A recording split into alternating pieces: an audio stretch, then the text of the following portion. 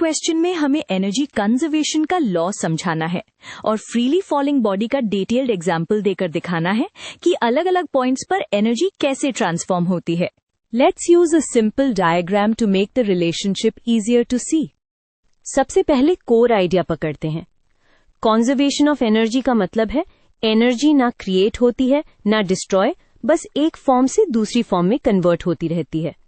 अगर external losses को ignore करें तो टोटल एनर्जी सेम रहती है। फ्रीली फॉलिंग बॉडी में मेन ट्रांसफॉर्मेशन पोटेंशियल एनर्जी से काइनेटिक एनर्जी में होता है। टोटल एनर्जी को हम काइनेटिक प्लस पोटेंशियल के फॉर्म में ट्रैक करते हैं ताकि हर पॉइंट पर कंपैरिजन इजी रहे।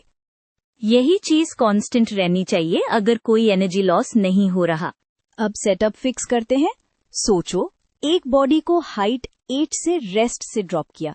रेस्ट का मतलब इनिशियल स्पीड 0। हम एयर रेजिस्टेंस इग्नोर करेंगे तभी कंजर्वेशन बिल्कुल क्लीन दिखाई देगा। टॉप पॉइंट पर बॉडी रुकी हुई है तो काइनेटिक एनर्जी 0 होगी, लेकिन हाइट की वजह से पोटेंशियल एनर्जी मैक्सिमम होती है। टोटल एनर्जी यहीं से शुरू होती है और इसी को बाद में मैच करना है। टॉप पर एनर्जी ग्रेविटी पोटेंशियल के फॉर्म में स्टोर्ड होती है।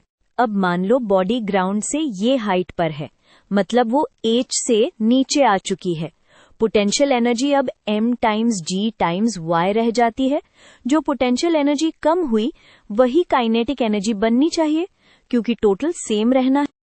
जितनी हाइट लूज होती है उतनी एनर्जी काइनेटिक में शिफ्ट होती है। ग्राउंड पर ये 0 हो जाता है, सो पोटेंशियल एनर्जी 0।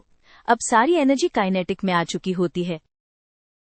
नोटिस करो, टोटल फिर भी वही m times g times h ही है, बस फॉर्म चेंज हो गई है। ग्राउंड पर लगभग पूरी एनर्जी काइनेटिक बन जाती।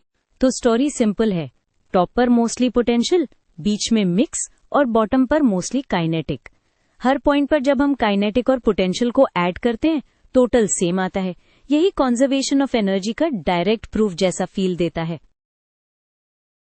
अब एक क्विक न्यूमेरिकल एग्जाम्पल से इंट्यूशन और स्ट्रांग हो जाएगी। हम मास 2 किलोग्राम्स और हाइट 10 मीटर लेते हैं। टॉप पर टोटल एनर्जी फिक्स्ड हो जाती है और मिड पॉइंट पर दोनों हाफ हाफ हो जाते हैं, nice and clean. Last check ये है कि अगर एयर रेजिस्टेंस होता तो टोटल मैकेनिकल एनर्जी कांस्टेंट नहीं दिखती, क्योंकि कुछ एनर्जी हीट और साउंड में चली जाती। लेकिन आइडियल फ्री फॉल में पोटेंशियल से काइनेटिक में कन्वर्जन होता है और सम कांस्टेंट रहता है।